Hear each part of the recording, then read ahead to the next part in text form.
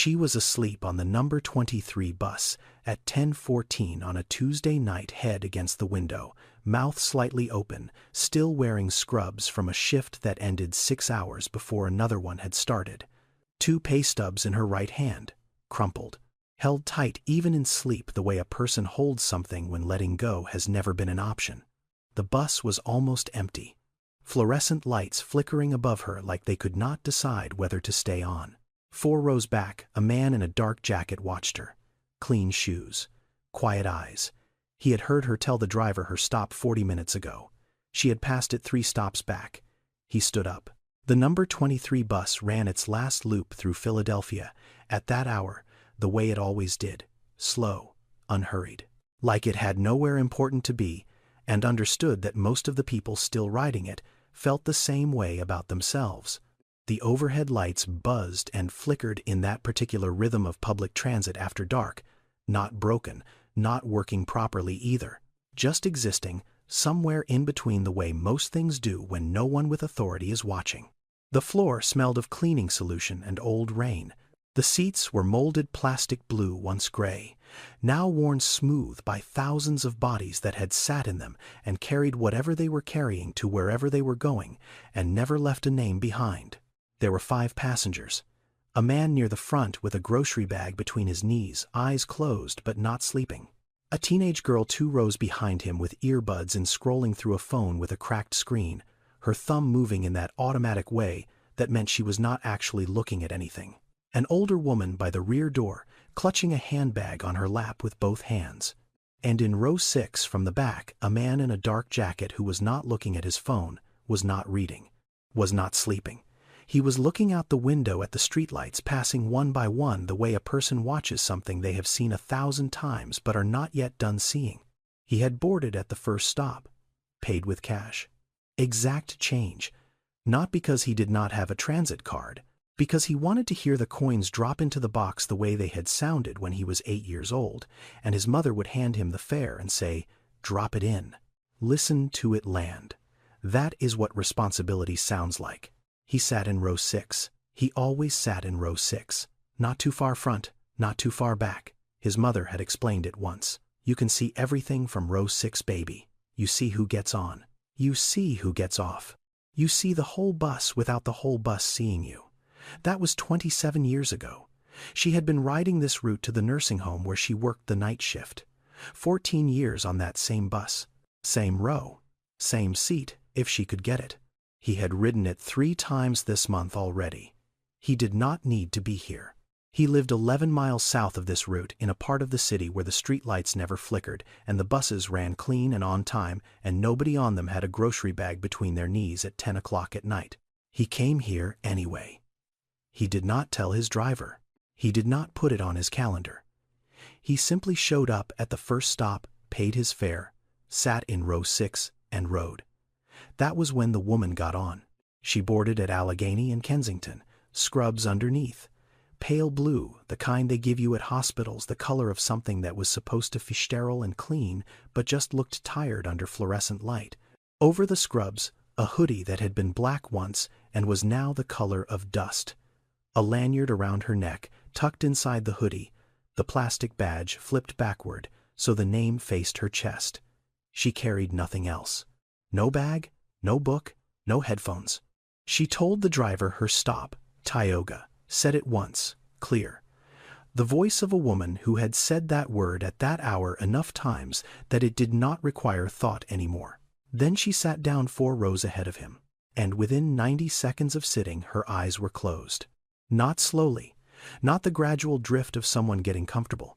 She sat and she shut down, like a machine that had been running past its limit, and the moment it was no longer required to stand or move or speak, it simply stopped. He noticed her shoes first. Sneakers, white once, the left heel worn down more than the right, the kind of uneven wear that comes from walking long distances with a slight lean, the lean of someone who carries something heavy on one side or simply favors one leg after too many hours. Standing, he noticed the 2 pieces of paper in her right hand, pay stubs, creased and wrinkled. She was holding them the way a child holds a permission slip on the bus ride home, not reading them, just holding. And even as her breathing slowed and her head tilted toward the glass, her fingers did not loosen. There is a kind of tired that is not about one day. It is not about staying up too late or working too hard on a particular afternoon. It is the kind that has been building so long it has stopped being a feeling and become a fact. The body carries it the way a house carries its foundation.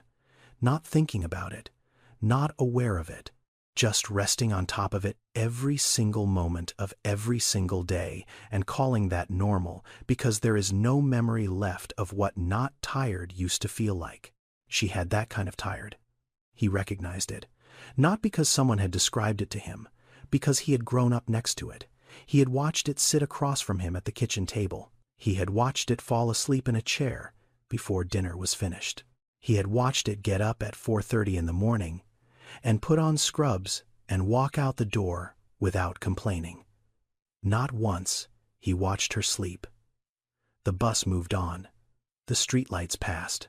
He walked forward. Not quickly, not slowly. The steady walk of a man who had already decided what he was going to do and was simply covering the distance between the decision and the doing. He stopped beside her row. He did not touch her shoulder. He did not tap the seat. He stood close enough for his voice to reach her and far enough that she would not feel crowded when she opened her eyes. He said, "Ma'am, your stop. Quiet. Even." The kind of voice that does not need volume because it knows exactly what it is saying. Her eyes opened, and the first thing that moved was not her head, not her legs, her right hand. It tightened around those two pay stubs the way a person grips something in the dark when they hear a sound they were not expecting. Reflex, automatic, the response of someone who has trained herself even in sleep to hold on to whatever she has because the world has taught her that letting go is how you lose things. He saw it. He did not say anything about it, but he saw it. And something about that small motion, that unconscious act of protection over two crumpled pieces of paper, landed in a part of him that he had not visited in a long time. She blinked, looked at the window. The streets outside were not the streets she was expecting. She knew it immediately. Her shoulders dropped, just for a second.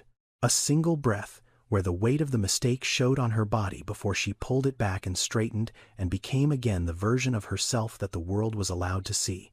She said, "How far past?" He said, "3 stops." She did the math. He could see her doing it. Not the math of miles, the math of minutes. How long to walk back? Whether another bus was coming.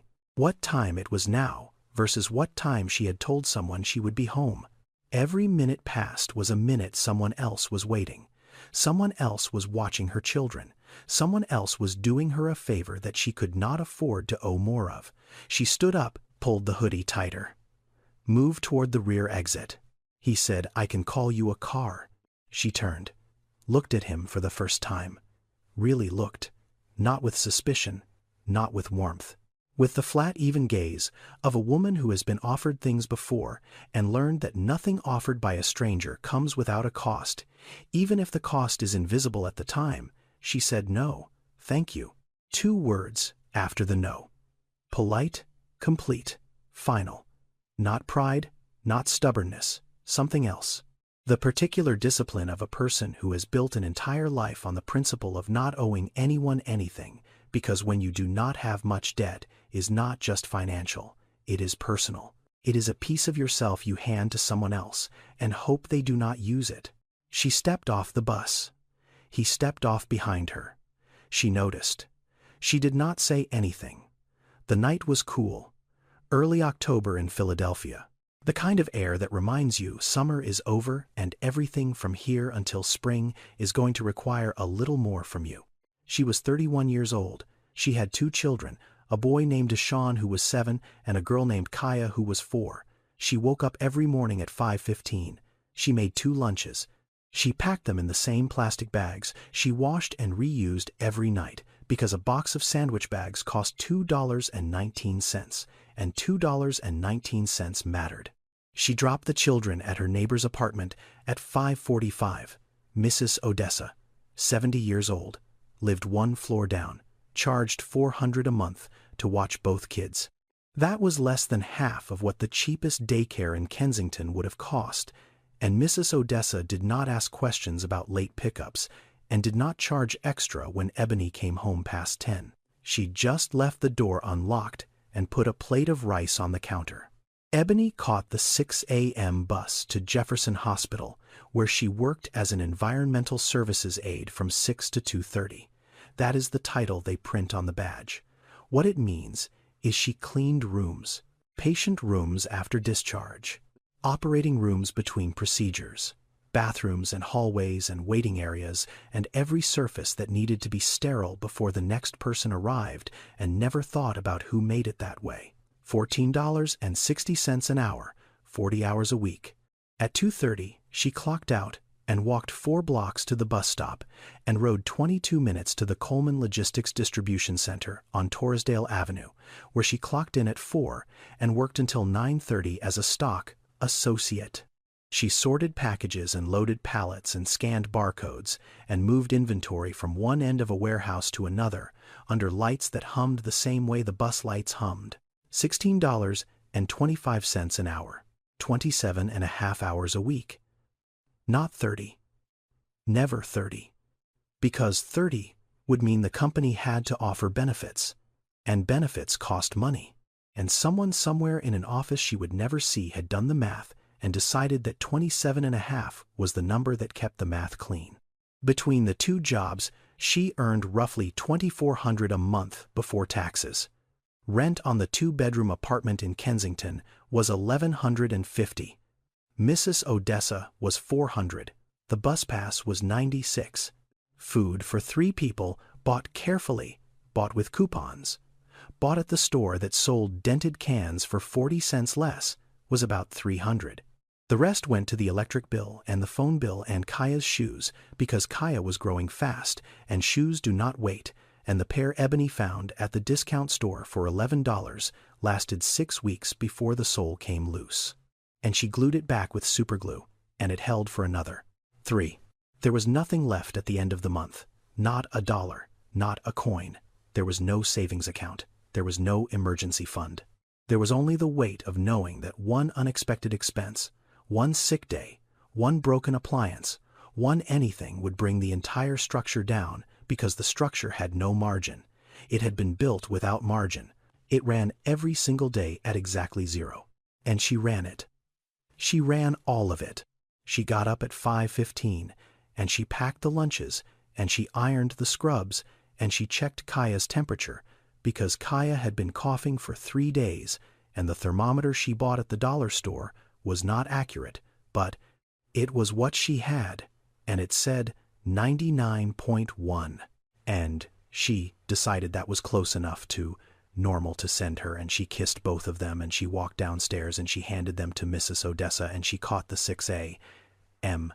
bus, and she cleaned rooms, and she rode to the warehouse, and she loaded pallets, and she rode the bus back, and she walked up the stairs, and she looked at her children sleeping, and she ate whatever was cold on the counter, and she set her alarm, and she did it again.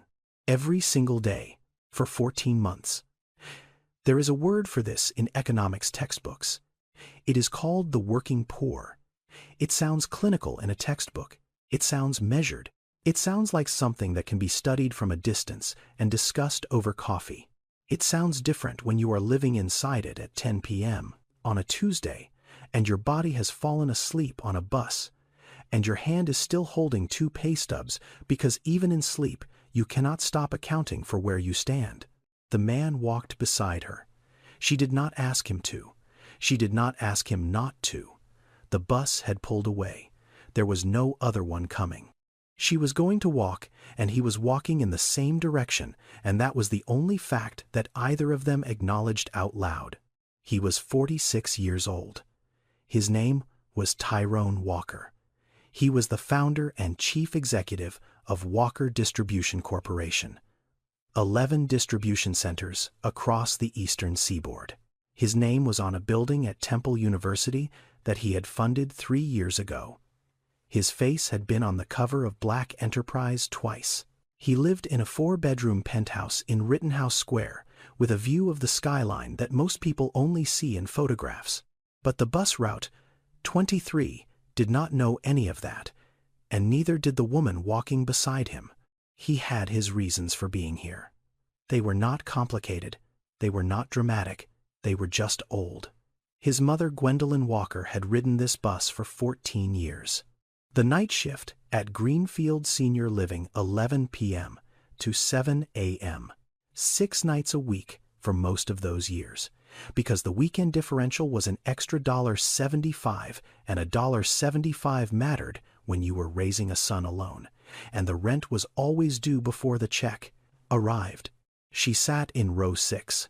She had told him why once, and he had never forgotten. She died on a Tuesday night when he was 19. A stroke. At the bus stop on Allegheny, the same stop where the woman beside him had boarded 40 minutes ago, 10:47 p.m. She was on her way to work. She had not missed a shift in 2 years. She did not miss that one either. Her body just decided on that particular Tuesday that it had carried enough. He was not there. He was working the evening shift at a warehouse on the other side of the city. A job he had taken to help cover rent because his mother's hours had been cut that month and the landlord did not accept explanations. He found out at midnight when a neighbor called his cell phone. By the time he got to Temple University Hospital, she had been gone for 47 minutes. He started Walker Distribution Corporation 3 years later, built it from a single rented van and a contract to move medical supplies for a chain of nursing homes. He built it because he understood logistics. He understood it because he had grown up watching his mother manage the logistics of poverty, the careful math of which bill to pay first, and which bill could wait, and which bus to take, and how many minutes she had between the end of one thing and the beginning of the next. That was logistics. She just never got to put it on a business card. He came back to the bus 3 or 4 times a month, not on a schedule, not on any anniversary. Just when something in him needed to sit where she had sat and see what she had seen and remember what it felt like before all of this, before the money, before the offices, before any of it, he never told anyone. Not his assistant. Not his driver. Not the therapist he had seen for 2 years and stopped seeing because he did not think talking about it was the same as carrying it, and he preferred carrying it because that was what she had taught him to do. He rode the bus. He sat in row 6. And sometimes on nights like this one, he watched the other passengers and wondered which of them was running the same math his mother used to run. Which of them was one Tuesday night away from something breaking. Tonight it was the woman 4 rows ahead. The one in the pale blue scrubs with the pay stubs in her hand and the kind of tired that does not go away with sleep because it was never caused by a lack of it. He had watched her board. He had watched her sit. He had watched her close her eyes before the bus had even pulled away from the curb. And something in him, something very old and very quiet, had said a single word, Mama.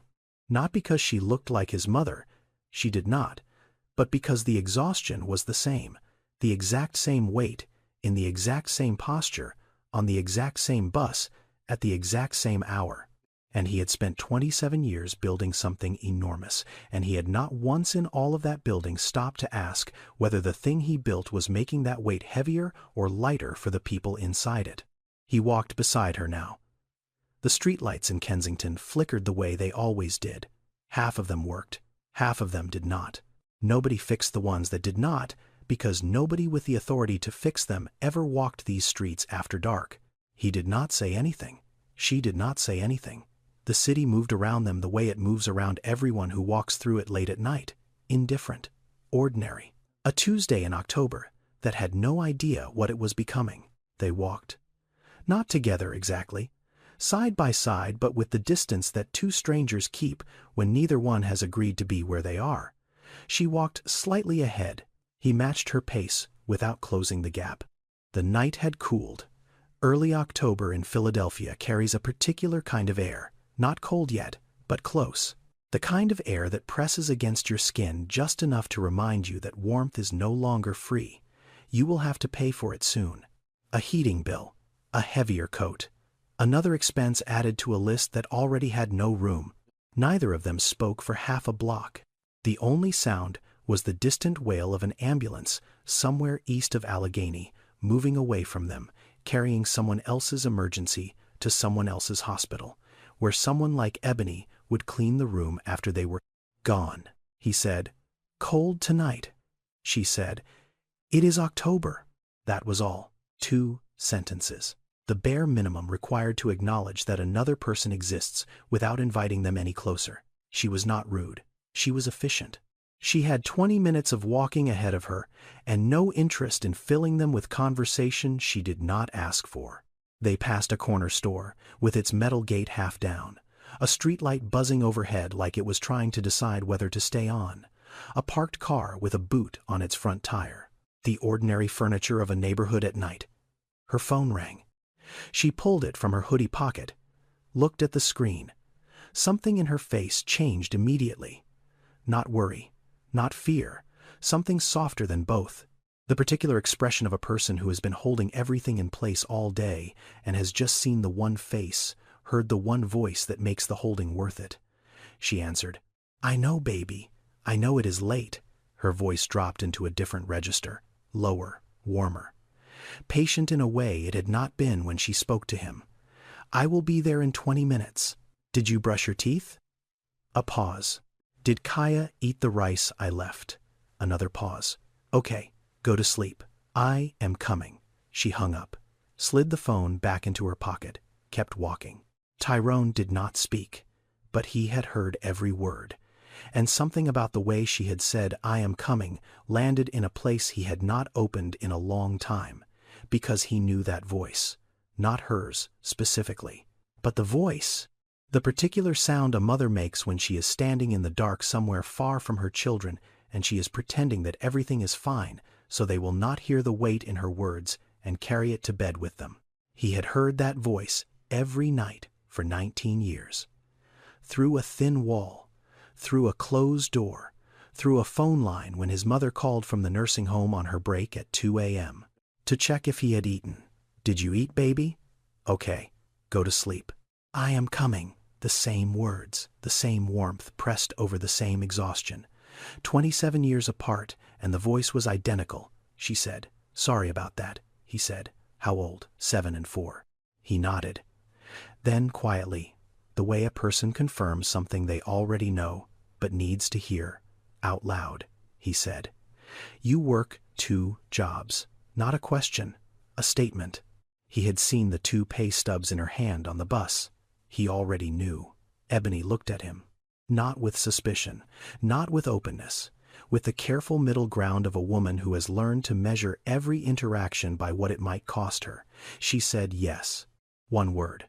No explanation attached to it, no story offered, no justification. Just the fact delivered flat the way you deliver something that is not a secret, and not a shame, and not anything other than what it is. A long moment passed.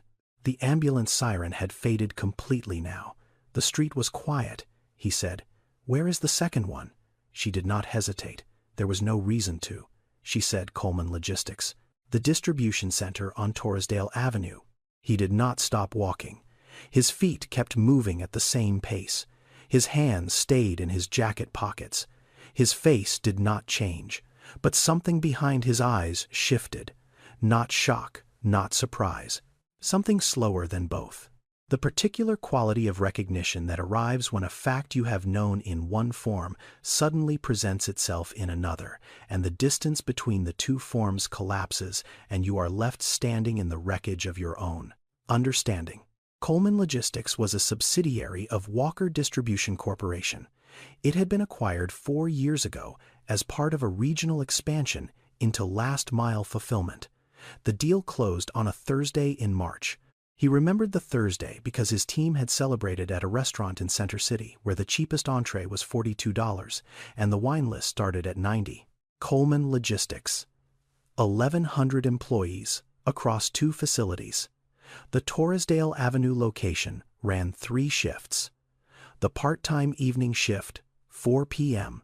to 9:30, was staffed almost entirely by workers who held other jobs during the day. The scheduling was designed that way. The pay structure was designed that way. The 27.5-hour cap was designed that way. All of it approved in a policy document he had signed, without reading every line, because the summary had said optimized labor allocation model, and the projected savings had said $4.7 million annually. And he had nodded, because $4.7 million was the kind of number that makes people in boardrooms nod. There is a particular kind of reckoning that arrives not when you discover something new, but when something you already knew rearranges itself in front of you, and you can no longer look away from what it means. He said. What do they pay? She said. $16.25 an hour. Hours. 4 to 9:30. 5 days. Benefits. She almost laughed. Not quite. The corner of her mouth moved in a way that was closer to exhaustion than humor. She said no.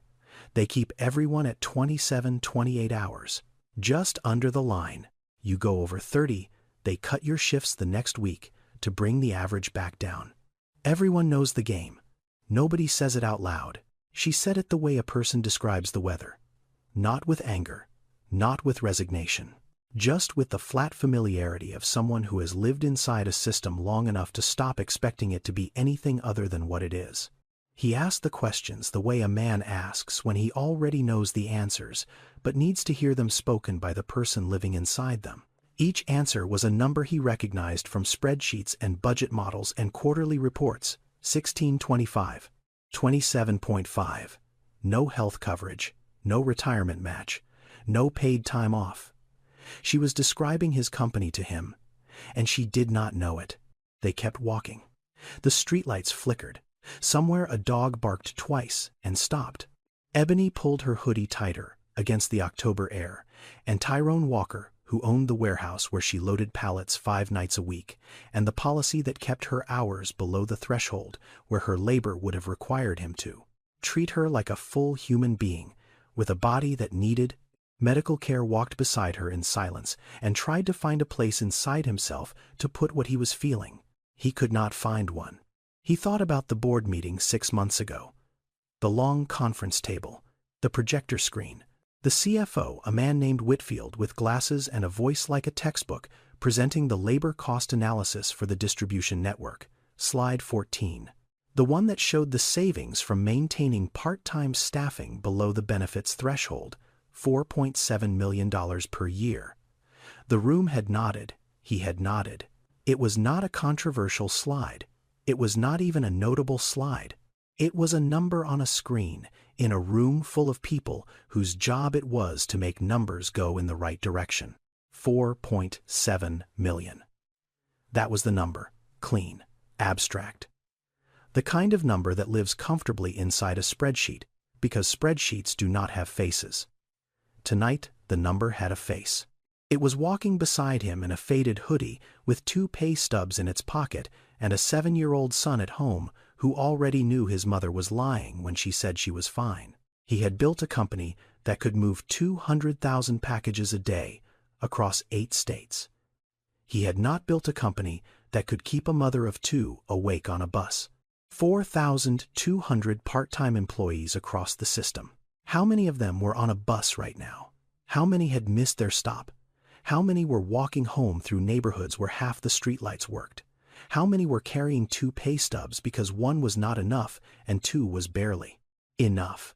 And the distance between barely enough and not enough was 1 sick child, 1 late bus, 1 Tuesday night, where the body simply said no. He did not know. He had never asked. He had never had to. Because the distance between a signature on a policy document and its consequence on a sidewalk in Kensington at 10:22 on a Tuesday night was wide enough that a man could live his entire life on one side of it and never see the other. Until tonight. Until row 6. Until the pay stubs. Ebony was talking now. Not because she had decided to trust him, not because he had earned it, because she was tired. Tired in the way that strips everything back to bone. When you are that tired, you do not have the energy to maintain the walls you have built to keep strangers out. The walls are still there. You just cannot hold them up anymore. She said, people think the hard part is the work. 2 jobs, 16 hours, the buses, the standing. They think that is the hard part.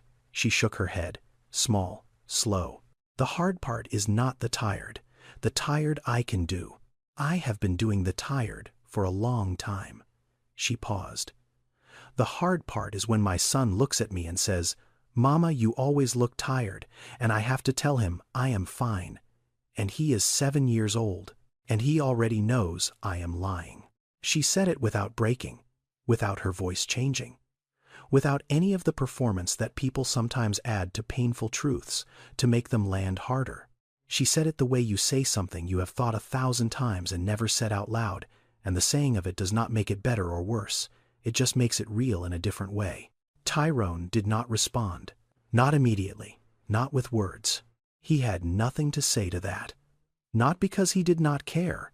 Because there was nothing a man who owned 11 distribution centers and a penthouse in Rittenhouse Square could say to a woman who cleaned hospital rooms and loaded pallets and rode the bus home at 10 p.m. and lied to her son about being fine that would not sound like an insult dressed up as sympathy. Any word he chose would carry the weight of the distance between them, and that distance was not something words could cross. It was something only action could cross. And he had not taken any action yet. He had only listened. And listening on its own costs nothing, which is exactly why it is the thing that people with everything offer first.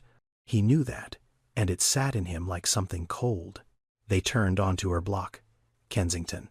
The buildings here were row houses packed tight with narrow stoops and windows where the light came through curtains that had been washed enough times to go thin. Cars parked bumper to bumper along the curb, some of them with inspection stickers, 2 years expired, because the inspection costs $89, and $89 is a choice between knowing your car is safe and knowing your daughter has shoes that fit this month. A convenience store on the corner with steel mesh over the windows. Not decorative, functional. The kind of mesh that says this store has been robbed before and plans to be open tomorrow anyway. Half the streetlights on this block worked. The other half stood dark. No one had reported them. Or someone had reported them and no one had come. Both versions of the story end the same way. You walk home in the dark and you get used to it, and after a while you stop noticing that you are walking home in the dark because noticing takes energy, and energy is not something you have left at the end of the day. Ebony stopped in front of a building. Brick. 3 stories. A small stoop with an iron railing. She looked up at the 3rd floor. A window with light behind thin curtains. Mrs. Odessa, still awake, still waiting. She turned to him. She said, "This is me." 2 words. The same efficiency she had carried the entire walk. No invitation, no lingering, just the fact of arrival. Tyrone stood on the sidewalk. He wanted to say something. He could feel the shape of it in his chest. Something about what he had heard, something about what he now knew, something about the company he built, and the woman standing in front of him, and the straight line between the two that he could no longer pretend did not exist. But the words did not come, not because they were not there, because none of them were good enough. None of them were honest enough. None of them could carry what needed carrying without bending under the weight. She said, "Thank you for waking me up," he said. "You are welcome." She went inside. The door closed. He heard her footsteps on the stairs, faint, steady, going up. He stood on the sidewalk and looked at the 3rd floor window. The light was on. Then it was brighter for a moment as the apartment door opened. Then it dimmed again. He could see the shape of a person moving behind the curtain. Then a smaller shape. Then both shapes disappeared from the window. 12 minutes later, the light went out. 12 minutes. That was all. She had walked in and picked up her children and settled them back into whatever sleep they had managed and turned off the light and surrendered to the same exhaustion that had taken her on the bus. 12 minutes between coming home and shutting down. 12 minutes for everything that mattered. He pulled out his phone. Called a car. It arrived in 4 minutes. He got in. Said nothing to the driver. Sat in the back seat with his hands on his knees and watched Kensington slide past the tinted windows as the car moved south through streets that got wider and cleaner and better lit with every passing mile. 11 miles from her door to his. 22 minutes by car. A lifetime by every other measurement that matters. He arrived at Rittenhouse Square, took the elevator to the 14th floor, walked into 4 bedrooms and a view of the city skyline and a silence that cost $11,000 a month in rent and did not have a single human being in it waiting for him with the light on. She had a 7-year-old who waited up, a 4-year-old who needed to know if Mama was coming, a 70-year-old neighbor who left the door unlocked and put a plate of rice on the counter. He had a view. He sat down. He did not turn on a light. He did not take off his jacket. He just sat in the dark in a room that was worth more than everything Ebony Richardson had earned in the last 3 years combined, and he thought about a woman asleep on a bus holding 2 pay stubs that added up to a life that was not enough and never would be as long as the system that employed her was designed by people like him who could sign a policy and never once stand on the sidewalk where it landed. The city glittered through the window, beautiful from up here. Everything is beautiful from far enough away. He did not sleep. He did not try. He sat in the dark of his living room for 11 minutes after he walked through the door.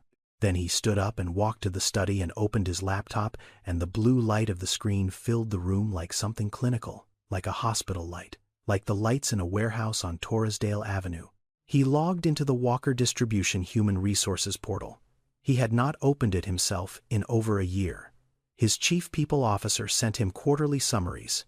Clean, color-coded, green for retention targets met, yellow for areas of concern, red for critical. The Coleman Logistics Division had been yellow for 2 consecutive quarters. He had noted it in the margin of the report and moved on. Yellow was not red. Yellow was someone else's problem to solve before it became his. He pulled up the employee database for the Torresdale Avenue facility. 1,093 names. He scrolled, not reading, just watching them pass, each one a row. Each row a set of fields. Employee number, start date, position, hours per week, hourly rate, benefit status. Employee number 4,891. Part-time, 27.5 hours per week, no health coverage, no retirement match. Hourly rate $16.25. He had looked at tables like this hundreds of times, in board meetings, in quarterly reviews, in the back of town cars on the way to the airport. They were always just rows, just data, just the raw material of decisions that someone with a title and an office was paid to organize into something that made sense on a balance sheet. Tonight, they were not rows. Tonight, each row was a person on a bus. He typed her name into the search field. Richardson. Ebony. The system returned one result. Employee number 4,812. Start date 14 months ago. Position stock associate. Shift 4 p.m. to 9:30 p.m. Monday through Friday. Hours per week 27.5. Benefits none. Emergency contact Mrs. Odessa Grant. Relationship listed as neighbor. Not a mother. Not a sister. Not a husband. A neighbor. Because when you have no one else, a 70-year-old woman, 1 floor down, who leaves the door unlocked, becomes the closest thing to a safety net that your life allows. He clicked on her performance record. 14 months of entries. Not a single absence. Not a single late arrival. Not one. In 14 months, this woman had shown up to her second job every single day after finishing her first job every single day, and she had not missed once. The evaluation field beside the most recent review read 2 words. Meets expectations. 2 words. 14 months of arriving on time after cleaning hospital rooms since 6 a.m. and riding 2 buses and changing out of one uniform and into another and standing for 5.5 more hours under fluorescent lights moving boxes down a conveyor line. 14 months of that, and the system that tracked her reduced all of it to 2 words that meant she was adequate, that she had done what was asked, that she had met the minimum standard required for someone to not be fired. Meets expectations. He stared at those two words for a long time. Then he closed her file and opened something else. The Labor Policy Manual for Walker Distribution Corporation Subsidiary Operations Division. Section 9. Workforce Classification and Scheduling Guidelines. He had signed off on this document 3 years ago. Page 47. The paragraph that defined the part-time threshold. Any employee scheduled for fewer than 30 hours per week shall be classified as part-time and shall not be eligible for company-sponsored health insurance, retirement matching, or paid leave benefits. It had not been written with cruelty. It had been written with arithmetic. The financial modeling team had calculated that maintaining the part-time threshold across all subsidiary warehouse operations would save approximately $4.7 million annually in benefits costs. The recommendation had been approved unanimously by the board. He had read the summary. He had nodded. He had signed. There is a distance between a decision and its consequence that wealth makes almost infinite. A man signs a policy in a conference room in Center City at 10:15 on a Thursday morning. 14 months later, a woman falls asleep on a bus in Kensington at 9:47 on a Tuesday night. The signature and the exhaustion are connected by a straight line that runs through spreadsheets and scheduling software and HR portals and weekly shift caps designed to keep a number below a threshold so that a company does not have to pay for the body that carries that number home every night. But the man who signed never sees the line. The line is invisible from the 14th floor. It is invisible from the back seat of a town car. It is invisible in every room where the people making the decisions never have to sit in the rooms where the decisions land. Until tonight. Until a woman on a bus held 2 pay stubs in her sleep, and one of them had his name behind it. He thought about his mother, Gwendolyn, who had worked the night shift at the nursing home and the weekend shift at the laundromat on Lehigh Avenue, who had ridden the number 23 bus for 14 years, who had fallen asleep on that bus more times than he could count, because her body could not hold the hours her life demanded. He had built this company because of her, because of what she carried, because he had sworn at 19 years old, standing in a hospital hallway where they told him she was gone, that he would build something that meant no one in his family would ever have to work like that again. And he had done it. For his family, for himself. But the company he built to escape what his mother endured had become the very thing that made other mothers endure it. The same hours, the same exhaustion, the same bus, the same math of not enough, different name on the paycheck, same weight on the body. He had become the system his mother died inside of. He closed the laptop. The room went dark. He sat there. 112A. M. A man worth $1.4 billion alone in a penthouse that could fit Ebony Richardson's entire apartment in its living room, and for the first time in 27 years of building, he was not sure that what he had built was something his mother would recognize as good. Ebony Richardson was not unusual. That was the thing. She was not an outlier. She was not an edge case. She was not a tragic exception that the system had somehow failed to catch. She was the system working exactly as it was designed to work. In the United States, roughly 8 million people work more than one job at any given time. That number has held steady for years, rising and falling slightly with the economy, the way a tide rises and falls without ever actually leaving the shore. Among single mothers, the rate is nearly double the national average. 1 in 5 single mothers in America holds more than one job. Not because they want to, not because they are ambitious, because one job does not cover the cost of being alive and raising children in a country where the price of everything has risen faster than the wage attached to doing it. The federal minimum wage has not changed since 2009. It has been $7.25 an hour for over 17 years. In Philadelphia, the effective minimum is closer to $15 for many employers, sometimes $16, sometimes a little more. It sounds like progress until you put it next to the cost of living in the same city. The average rent for a 2-bedroom apartment in Philadelphia is $1,400 a month. The average cost of childcare for 2 children is over $19,000 a year. The math does not work. It is not close to working. It is not a gap. It is a canyon. And the people inside it are not falling. They are running. They are running as fast as they can, and the canyon is still getting wider underneath them. The part-time trap makes it worse. Large companies, corporations, with billions in revenue and legal teams that cost more per hour than their warehouse workers earn in a day, have learned to keep a significant portion of their workforce just below the threshold where benefits become mandatory.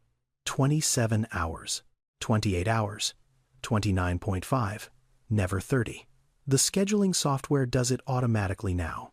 It is not a manager deciding. It is an algorithm. It calculates the optimal number of hours that extracts the maximum labor at the minimum cost without triggering the legal obligation to treat the person doing the labor as someone who deserves health care. It is legal. It is common. It is practiced by companies whose names you would recognize in every sector from retail to logistics to food service to hospitality.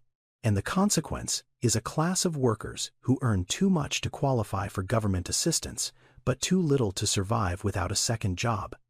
They exist in a gap, not poor enough for help, not paid enough to live, caught between two systems that were both designed by people who never have to stand inside either one. Tyrone Walker had built one of those systems, not with malice, not with intent, with efficiency, with the same logic that every business school teaches and every board of directors rewards and every quarterly earnings call celebrates. Reduce cost per unit of labor. Optimize headcount. Maximize throughput. The words sound clean in a conference room. They sound different on a sidewalk in Kensington at 10:22 on a Tuesday night when the person those words describe is walking home because she was too tired to stay awake long enough to hear her stop called. The cruelty of modern poverty is not that it is invisible. It is that it is visible and everyone has learned to look through it. The woman on the bus, the man stocking shelves at 9 p.m., the mother at the pharmacy counter picking up medication after her own shift because the delivery fee is $8 and $8 is lunch for 2 children. They are not hidden. They are everywhere. They are standing right in front of us. We have simply built a world where looking at them is optional for the people who have the power to change what they are standing inside of. Tyrone Walker looked. That was the difference, not because he was better. Because he happened to be sitting in row 6 on the right night and the right woman fell asleep close enough for him to see what his own company had made. 3 days later he drove to Torresdale Avenue. He did not call ahead. He did not bring his assistant. He did not tell his chief operating officer or his head of logistics or the regional vice president who managed the Coleman subsidiary. He drove himself, parked in the employee lot, got out of a car that cost more than most of the people inside this building would earn in 3 years and walked through the front entrance at 4:20 in the afternoon. The warehouse was exactly what a warehouse is. Concrete floors, steel shelving units 20 feet high, conveyor belts running the length of the building like mechanical rivers carrying brown boxes from one end to the other, fluorescent lights overhead, the same flat white glow that made everything beneath them look the same shade of tired. Forklifts beeping as they reversed, scanners chirping, the constant low hum of a building that never stops moving because the economy it serves never stops ordering. He told the shift manager he was from corporate. Operations review. The manager, a man named Davis, late 40s, clipboard in hand, the look of someone who has managed too many people with too few resources for too long, nodded and walked him through the floor. Tyrone asked about break times. Davis said 15 minutes per shift. He asked about the break room. Davis walked him there. A room the size of a large closet. 1 table, 6 chairs, 1 microwave. A sign taped to the wall that said, "Please clean up after yourself." 40 people per shift shared this room. Most of them ate standing up because there were not enough chairs, and the break was not long enough to wait for one. He asked about parking. Davis said free. But most of them take the bus. Second job people. They do not have a car, or they have 1 car and the other parent has it, or the car is broken and has been broken for 2 months because the repair costs $400 and they do not have $400. He asked about retention. Davis looked at him. Not with suspicion. With the resigned honesty of a man who has been asked this question before and has given the same answer every time and nothing has changed. Davis said retention is rough. Average tenure is about 8 months. People burn out, Tyrone said. Why do they burn out? Davis said. Because this is their second job, sir. By the time they get here, they have already done a full day somewhere else. They come in at 4. They work until 9:30. They go home. They do it again tomorrow. They do it until their body says stop, or until they find something better. Most of them do not find something better. Most of them just stop. He said it without anger. Without accusation. The way a person describes weather. It rains. People get wet. That is how it works here. Tyrone walked the floor. He watched the workers move. Efficient. Fast. Heads down. Not talking to each other. Not because they were unfriendly. Because talking costs, time and time costs. Boxes and boxes cost. Numbers and numbers cost a job they cannot afford to lose, even though it does not pay enough to keep. He saw her before she saw him. Third conveyor line. Blue scrubs still on underneath a warehouse vest because she had not had time to change between jobs. Hair pulled back, scanner in her right hand. Left hand pulling boxes off the belt and stacking them on a pallet. Fast, precise, no wasted movement. The mechanical efficiency of someone who has done this so many times that her body runs the task without her mind needing to participate, which is good because her mind was somewhere else. It was at home. It was with a 7-year-old boy and a 4-year-old girl. It was calculating whether Mrs. Odessa remembered to give Kaya the cough medicine at 6. She looked up. She saw him. A flicker of recognition.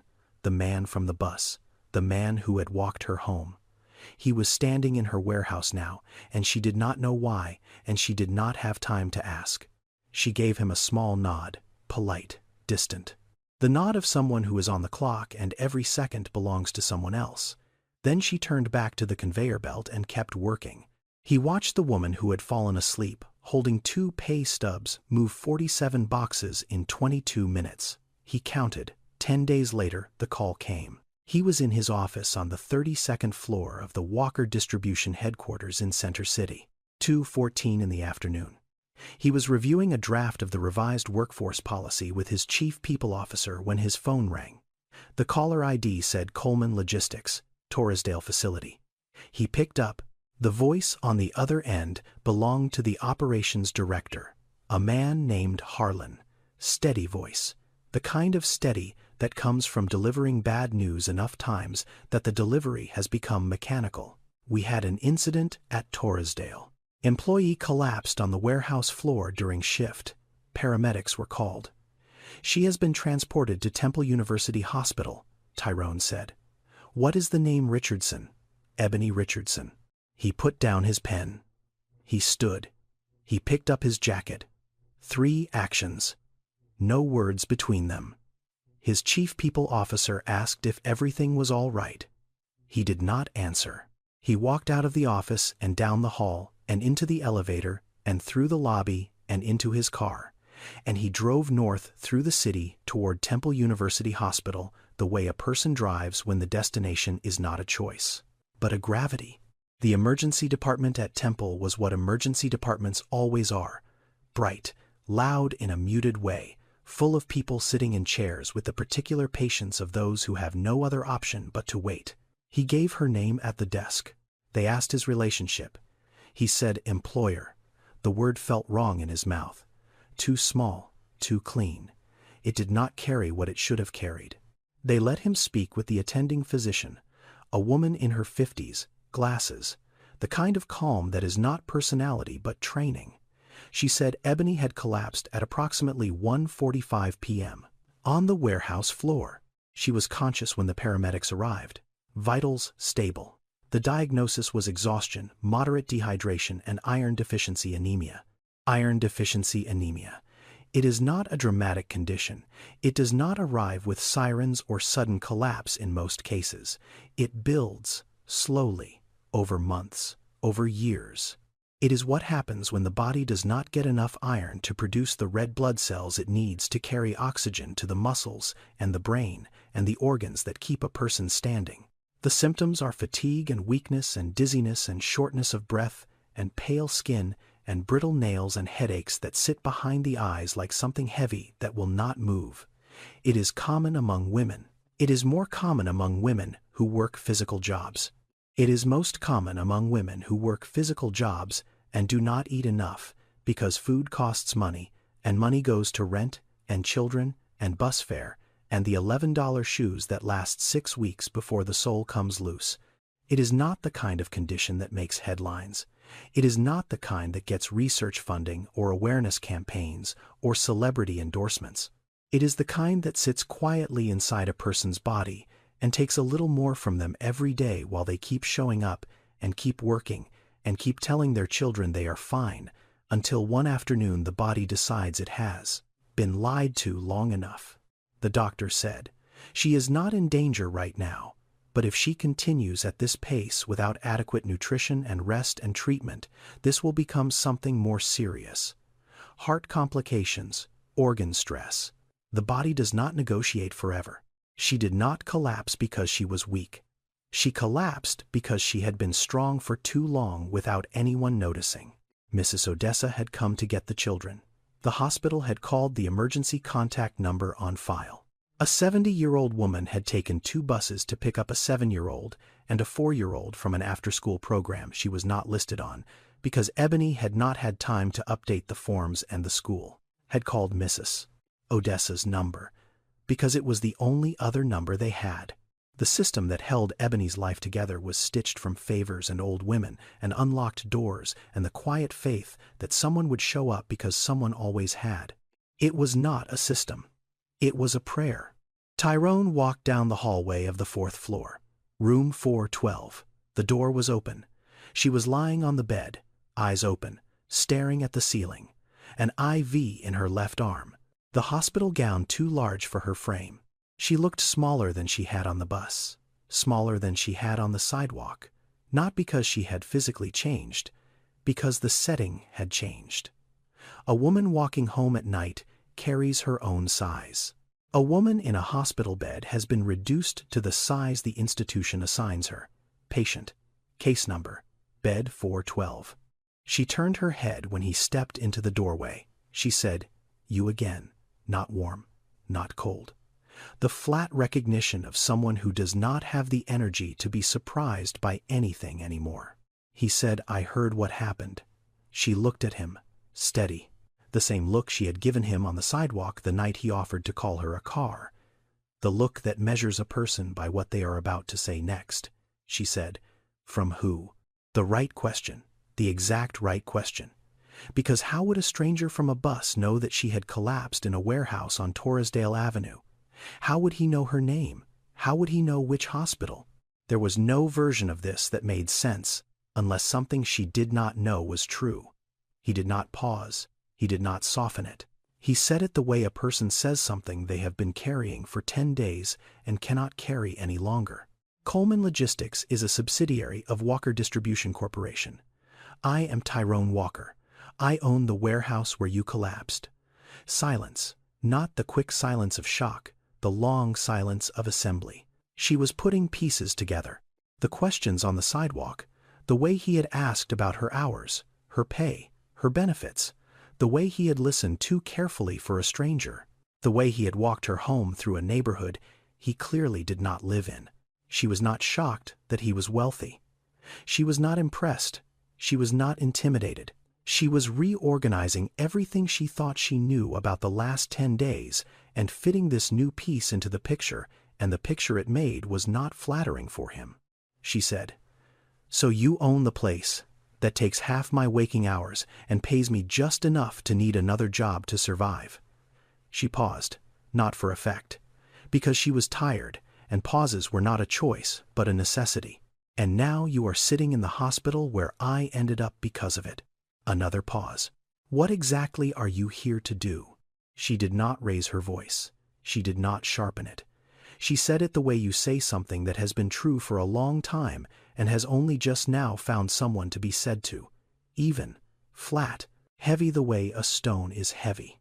Not because it is trying to be, because it is made of something dense and real, and there is no lighter way to carry it.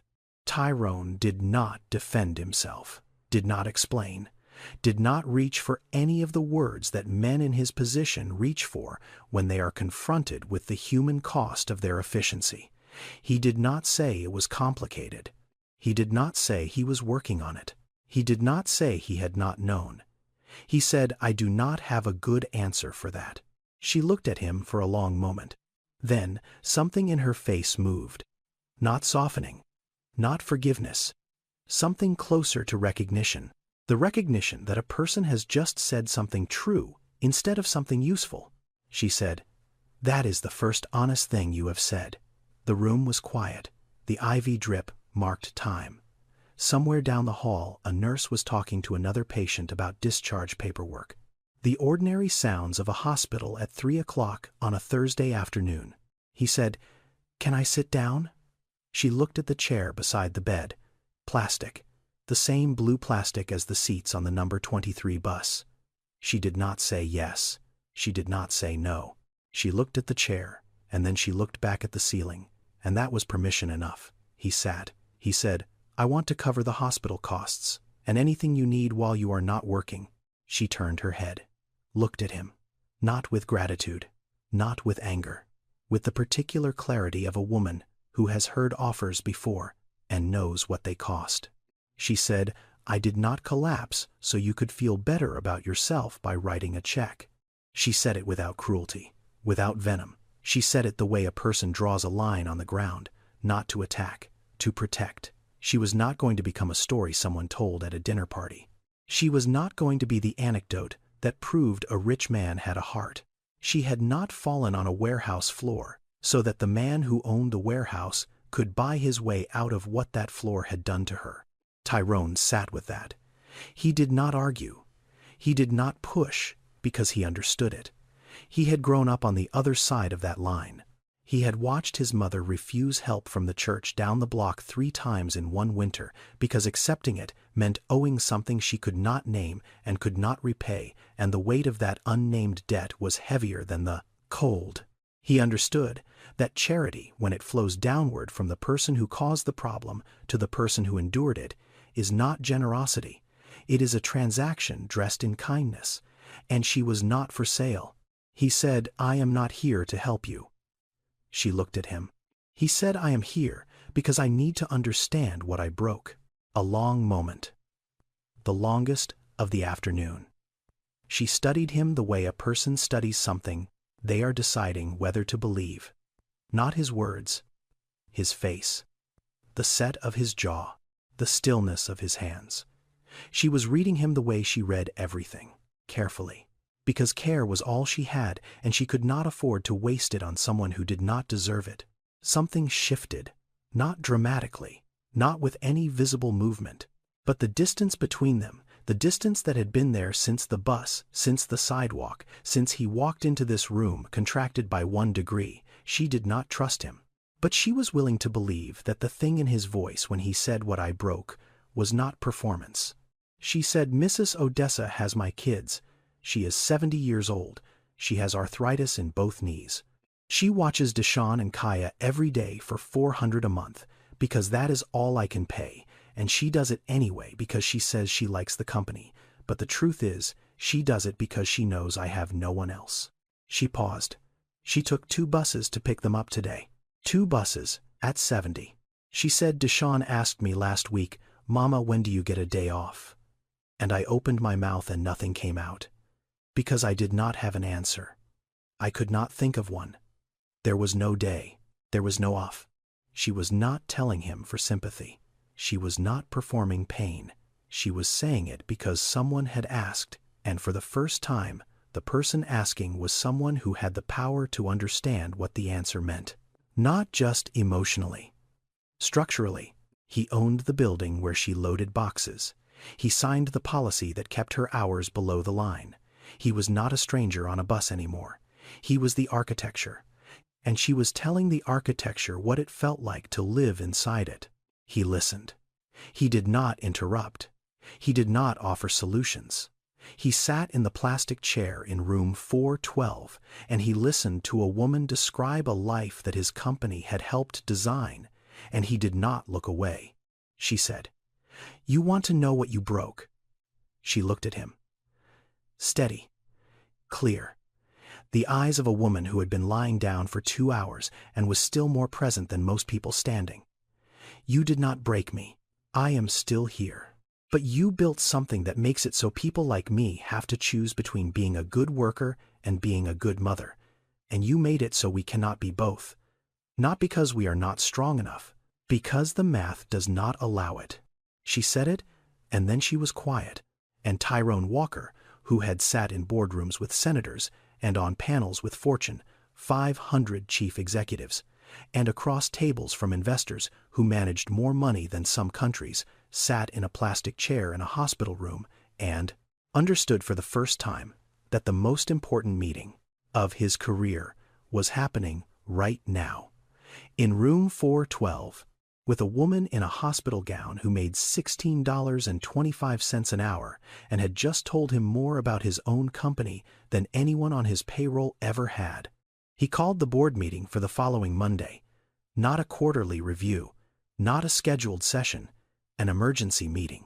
The word emergency raised eyebrows, because in the language of corporate governance, emergency means something is on fire, or someone is being sued, or a regulator has come knocking. Tyrone Walker was not dealing with any of those things. He was dealing with something the boardroom had no standard vocabulary for. He was dealing with the fact that his company was breaking people and calling it efficiency. He did not bring slides. He did not bring the chief people officer. He did not bring a consultant or a communications strategist or anyone whose job it was to make difficult things sound palatable. He brought himself and a single sheet of paper with 4 proposals written on it in his own handwriting. He read them aloud. Raise the minimum weekly hours for all part-time warehouse employees from 27.5 to 32, above the benefits threshold, effective within 90 days. Increase the base hourly wage across all subsidiary distribution facilities to $19 an hour. Provide basic health insurance to every employee regardless of hours classification. Establish a child care assistance fund for single-parent employees across all Walker distribution operations. The CFO, a man named Whitfield, the same man who had presented the $4.7 million savings slide 6 months earlier, did the math on the spot. He said the total annual cost of these 4 proposals would be approximately $12 million. The room went quiet. Tyrone said, "We made $340 million in profit last year. This is 3.5%.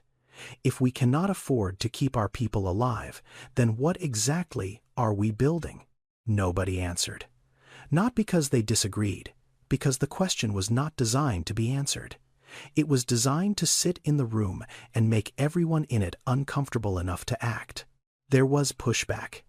There is always pushback when money moves downward instead of upward.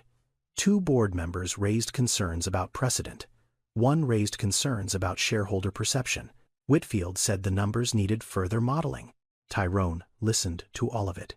Then he said, "Model it. But the decision is made. We are doing this. The only question is how fast." What the spreadsheets would eventually confirm, though it took the modeling team 3 weeks to produce the report, was something that researchers at places like MIT and Harvard and the Economic Policy Institute have been documenting for years. Companies that raise wages and provide benefits to their lowest-paid workers consistently see reductions in turnover, reductions in absenteeism, increases in productivity, and improvements in workplace safety. The $12 million was not a loss. It was a reallocation. The cost of constantly replacing burned-out workers who lasted an average of 8 months, recruiting them, training them, losing them, starting over, was already costing Walker Distribution more than $12 million. It was just spread across different budget lines, so no single number looked alarming enough to trigger a meeting. That is the trick of systemic harm. It hides in averages. It distributes itself across enough categories that no single metric screams loud enough for anyone to hear. You have to add it up yourself. And most people in boardrooms do not add it up Because adding it up means seeing the total, and the total means doing something about it, and doing something about it costs money, and money is the one thing the system was built to protect. Tyrone Walker added it up. Not because he was smarter, because he had stood on a sidewalk at 10:22 on a Tuesday night and watched the total walk home in a faded hoodie. Change does not arrive the way it does in speeches. It arrives in policy documents and implementation timelines and conversations with regional managers who have to restructure shift schedules and explain to supervisors why the hours are changing and answer the question that everyone asks, which is, why now? The answer to why now was a woman on a bus. But that answer does not fit in a memo. So the memo said strategic workforce investment, and the implementation began, and the change moved slowly, the way all real change moves.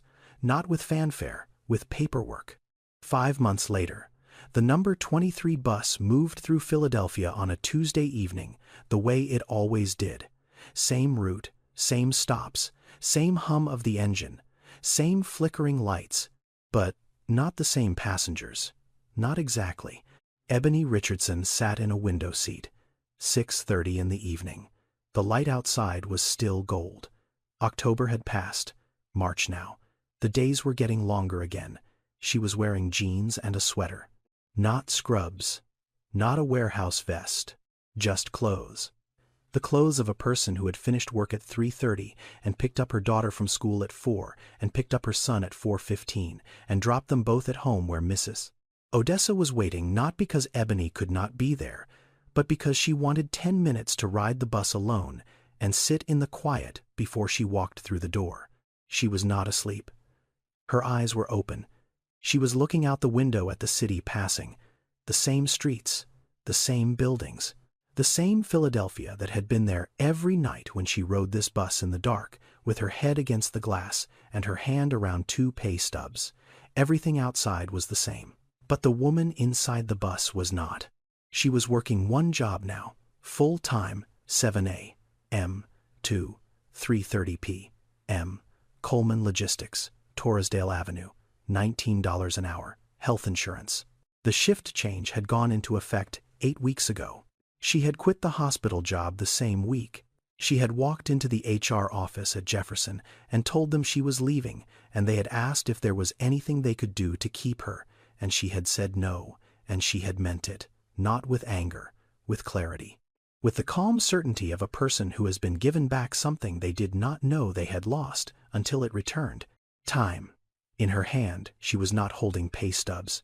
She was holding a piece of paper, a drawing, crayon, on white construction paper. 2 figures, one tall, one small, both smiling. Underneath, in the careful, uneven letters of a 4-year-old, it said, "My mama is the strongest." The teacher had written a note in the margin. Kaya drew this during free time today. She said her mama is home for dinner now. The bus stopped. Her stop. She got off, walked the 3 blocks home, climbed the stairs, knocked twice. The door opened. Deshaun, 7 years old, standing in the doorway with the look of a boy who has gotten used to something new and good and is not yet sure it will last. Behind him, Kaya came running, 4 years old, arms out. Ebony knelt down and held both of them at the same time. Not quickly, not briefly. The way a person holds something when they finally have enough time to hold it properly. Mrs. Odessa was sitting at the kitchen table. Same chair. Same smile. She looked at Ebony and said, "Early again." "Huh?" Ebony said, "Early again." She cooked dinner. Rice and chicken and green beans from the can, because fresh ones were still $2 more, but that was going to change next month when the first full paycheck at the new rate cleared. She stood at the stove and she stirred the rice, and Deshaun sat at the table doing homework, and Kaya was drawing on the back of a grocery receipt, and Mrs. Odessa was telling a story about something that had happened at the laundromat on Tuesday, and nobody was watching the clock. Deshaun looked up from his notebook. He said, "Mama, you look different." She turned. "Different how?" he said. "You do not look tired." She did not say anything. She just stood there at the stove and let the sentence land. For 14 months, He had watched her come home in the dark. For 14 months he had seen the weight in her eyes and the slowness in her hands and the way she fell asleep before he could finish telling her about his day. He was 7. He had noticed everything. Children always do. They do not have the vocabulary for it, but they have the eyes. And for 14 months his eyes had been recording a mother who was disappearing 1 hour at a time. And now, here, at 6:50 on a Tuesday evening in March, standing at the stove with the light on and the rice cooking and nowhere else to be, she was back. She was not a different person. She was the same person with enough hours in the day to be who she had always been. Tyrone Walker did not call her. He did not check in. He did not send a card or a message or anything at all. He did not need her to know what he had done, and he did not need her to thank him for it. What he had done was not for her. It was for the 4,200 people in his system who had been carrying the same weight she carried and whose names he would never learn and whose faces he would never see on a bus. He still rode the number 23, once a month, still paid in cash, still sat in row 6, his mother's row. But something had changed in the way he looked out the window. Before he had been looking for her, for the memory of her, for the ghost of a woman who rode this bus for 14 years and never came home from it. Now he was looking at the passengers. The woman in scrubs 3 rows up, the man with the grocery bag between his knees, the teenager with the cracked phone. He was looking at them, and for the first time in 27 years of building, he was asking the right question. Not, how much does this cost, but what does it cost them? Wealth does not make a man good. It gives him the choice to be. Most of the time that choice is never tested, because the wealthy never stand close enough to the consequences of what they have built. They sign policies from the 14th floor. They review spreadsheets in the back of town cars. They nod at numbers that represent people they will never meet, and approve savings that are measured in dollars on one side and measured in exhaustion and hunger and missed bedtimes and collapsed bodies on the other. The distance protects them, not from the harm, from the knowing. This story is not about charity. It is not about a rich man saving a poor woman. That is not what happened. What happened is simpler and harder than that. A man stood close enough to see what he had built from the inside. And what he saw was not the company on the Forbes list. What he saw was a woman asleep on a bus holding 2 pay stubs because one job inside his system did not pay enough to live and another job outside. It was the only way to make the math work. And the math should never have required that. This story is fiction, but the numbers in it are not. 8 million Americans work more than one job. The part-time benefits gap is real. The scheduling algorithms that keep workers at 27 or 28 hours to avoid the 30-hour threshold are real. The iron deficiency anemia that eats through the bodies of women who work too much and eat too little is real. The 7-year-old who tells his mother she looks tired is real. He is in millions of homes tonight. I wrote this story because I believe that stories can make visible what spreadsheets cannot. A number on a page is easy to look past. A woman on a bus is not. If one person watches this and looks at the people around them differently, tomorrow at the cashier, the bus driver, the warehouse worker stocking shelves at 9 p.m., then this story did what it was supposed to do. If this story moved you, please subscribe to this channel and share this video with someone who needs to hear it. Leave a comment and tell us, have you ever worked 2 jobs just to survive? What did it cost you? Because the people carrying that weight deserve to be seen. And sometimes, being seen is where everything begins. Turn on notifications so you never miss another story like this one. And until next time, see the people around you. They are carrying more than you think.